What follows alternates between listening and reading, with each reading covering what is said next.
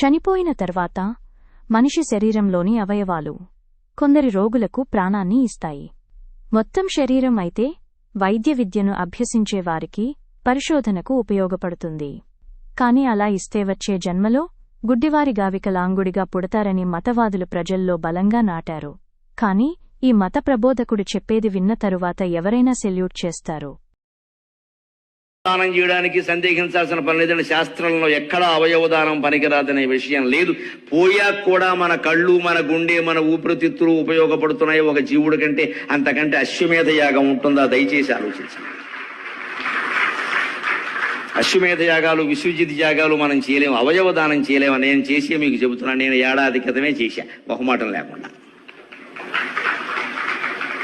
Sunshine ఆసుపత్రి వారిని పిలిపించి ఇచ్చి పారేసాను. మొత్తం రాసుకోండి, ఏం పర్వాలేదు, వీలైతే 4 రోజుల ముందే తీసుకోండి, నాకేం బెంగలేదని చెప్పాను.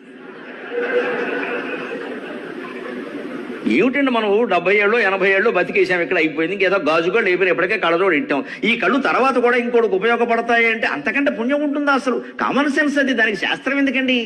ఎంత తాపత్రయం అంటే ఈ జీవుడికి దేహం మీద, ఆ పరలోకం మీద ఏమైపోతుందేమో. యమధర్మరాజు అక్కడికి వచ్చాక అవయవదానం కార్డు చూసి, ఆధార్ కార్డు చూసి తోసేస్తాడేమో. అబ్బా, అంతుందా? ఇవన్నీ మన సెంటిమెంట్లేని. స్వార్థం స్వార్థం స్వార్థం. మనం చచ్చాక కూడా ఎవరికి ఉపయోగపడడానికి వీల్లేదండి. ఎంత స్వార్థమో మనుషులకి. బతుకుండగా ఎలాగో ఉపయోగపడాల, చచ్చాక కూడా ఉపయోగపడద్దు. అవన్నీ ఇక్కడే దహనం అయిపోవాలి, బూడిద అయిపోవాలి, బుగ్గ అయిపోవాలి. ఆ బూడిద మొత్తం పట్టుకెళ్ళి నదిలో కలపాలి. పర్యావరణం పాడైపోతుంది ఈ చర్యల వల్ల. అస్థికలు కలపడరా అంటే మొత్తం బూడిద కలుపుతున్నారు. ఈ మధ్యన చేదస్తం బాగా పెరిగింది. నదులు పాడైపోతాయండి, నీళ్లు పాడైపోతాయి, తాగేవాళ్ళు ఏమవుతారమ్మో అర్థం లేని మాట. అడ్డుకోవాలి అటువంటి చర్యలను. గోమ్మె కొట్టి అడ్డుకోవాలి.